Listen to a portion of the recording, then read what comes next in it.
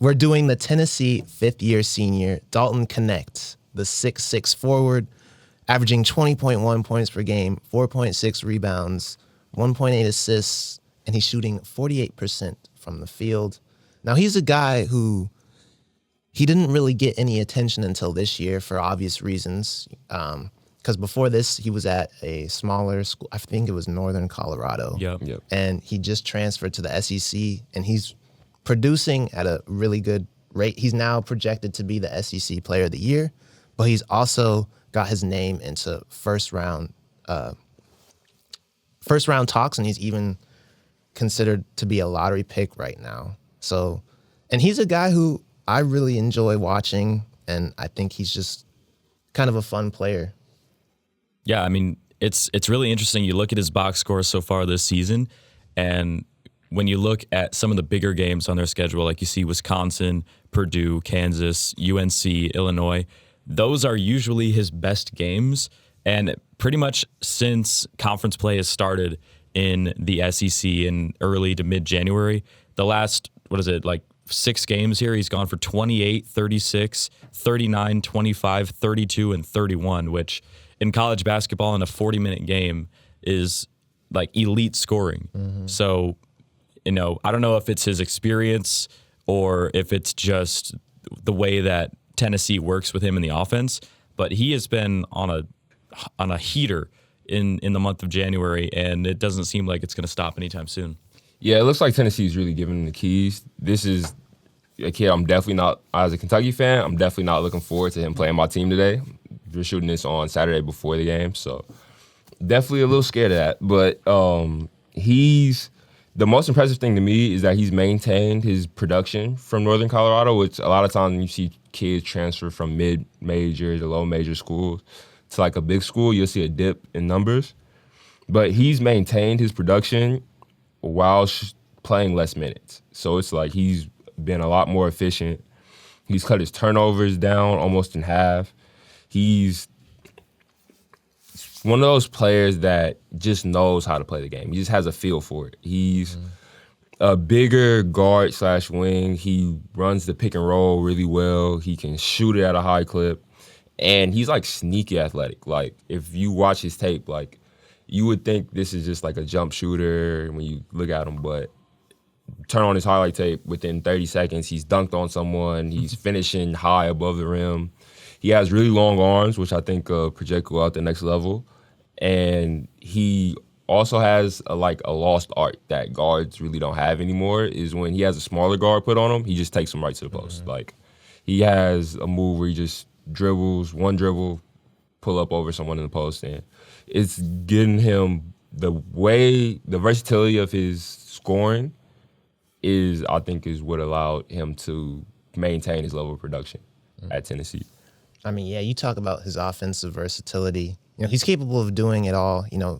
I think, when he gets into the league, his handle isn't extremely crazy, but I do think that, he's showing that he can be kind of a secondary ball handler when he does get into the league. And also, you talked about the athleticism. Like, he just has really good bursts, when he's operating in that pick and roll. I don't want to say he's necessarily like a stop and go type of player, but you can tell like he'll kind of catch people off guard when he just, explodes right to the rim, and sometimes he dunks or it'll just be like a smooth finish.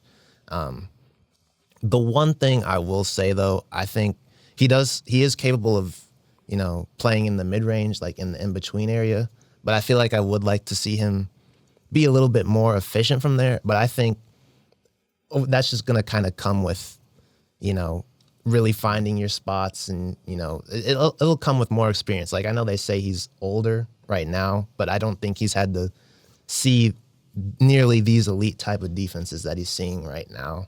And I think the fact that he's even taking it, and you've taken into account the size that he has, I think that it'll translate pretty well into the league. And some mock drafts are projecting him as low as like the early 20s.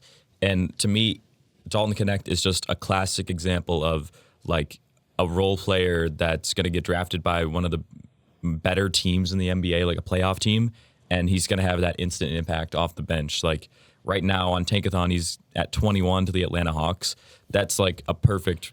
I mean, they've been trying to find that 3-man, that wing for years. They've gone for Jalen Johnson and Sadiq Bey, even, I think. So they, are trying to solidify that wing position, and maybe he could be somebody that is the man to do it. I mean, they have the shooting with Trae Young and DeJounte Murray. They got the bigs with Capella, and, maybe Knecht can slide in there and finish out that starting 5.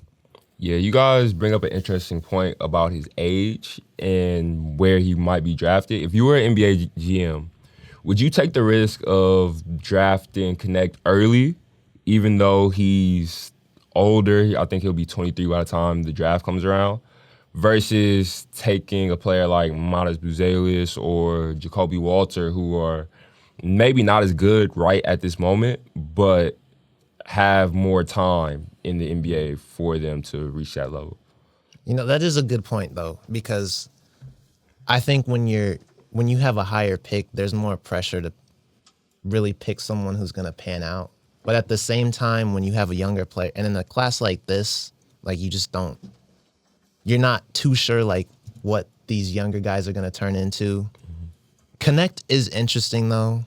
But I say the one reason why I'd still probably go with a younger guy who has a little bit more defensive upside, just because I don't think he's necessarily incapable as a defender, but he's just not really. I think it's also the role that he plays at Tennessee, but he just doesn't really get involved in a lot of their actions and stuff. He's not really a point of attack guy, but I think he can be, a good team defender. He seems to rotate pretty well, but to answer your question, I feel like it's tough, but I'd probably want to go for somebody younger, just because at the end of the day, it's kind of like a similar thing with Reed Shepherd. Like, say he doesn't really pan out, I feel like you're going to be in more pressure to just kind of swivel through the guys on your roster and like find, it's kind of tough. I think it has a lot to do with team as well. Like, right now, the Thunder could potentially have 12 and 13.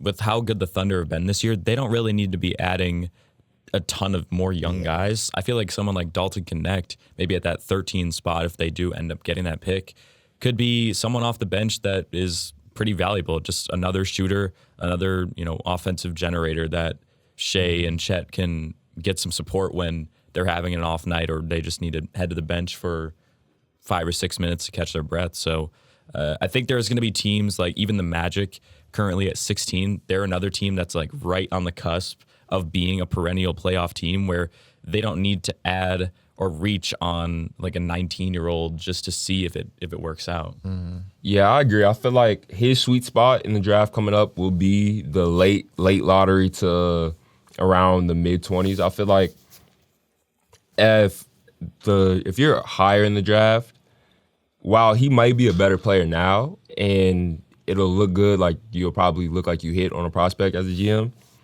I feel like your team's not going to be good anyway. Like, the Pistons aren't 1 year away. They're not one guy away from being an NBA playoff team, most likely. So it almost hurts more than it helps to draft someone like Knecht, because you'll be better now, but all that'll do is kind of put you in the 10 to 12 range in the draft instead of 1 or 2. And it'll make you miss out on the prospects we were talking about, like in the 25 draft. Right. Like, so I feel earlier in the draft, I would lean more towards like a Reed Shepherd or players like that, because while they might not be better right at this moment, by the time they get to Dalton Knecht's age, they'll have 3 to 4 years of real NBA experience. And even if it's not worked out at that point, they will just be so more acclimated to the NBA game. Most likely they'll be better, and they fit your timeline. I think it's important for the teams at the top to draft guys who fit their timeline. Plus, I really do think he's a player who probably would benefit, because if he were on a team later in the draft, just because, like you said, the timeline that he has, and like, I think you want to get the most that you can get out of him, like, right now. And to me, another team, it might be a little bit too low for him. But I just think about the playoffs last year.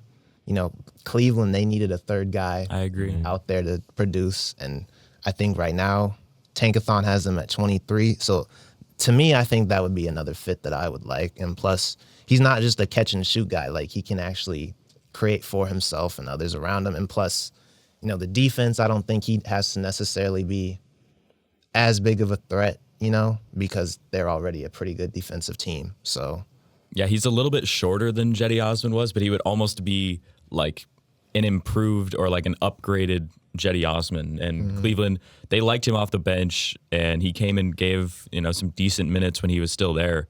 But I feel like Dalton could do a little bit more with the ball in his hands. And a lot of times in the playoffs last year, they were relying on Karis LeVert to help out on offense at that 3-man position.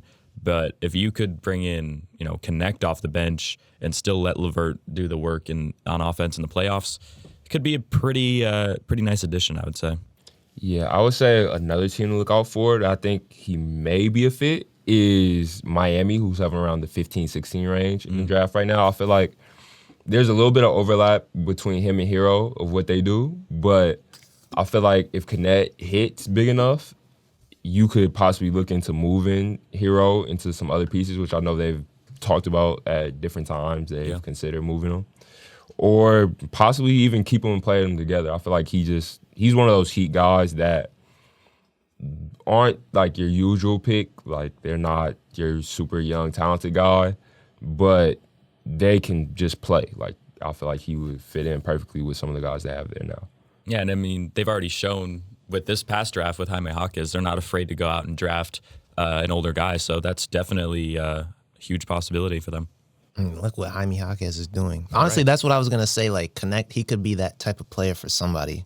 For me, I just think he'll be better off if he gets drafted later, gets put on a contender who needs a wing, and an offensively capable wing. I think he'll be okay. And I do think, he's not going to go that high necessarily, but I think we'll be talking about him in a year or so. Yeah. I don't think he'll necessarily go super high, but I do think there's a possibility of him sneaking up draft boards the closer we get, especially as we get past the combine.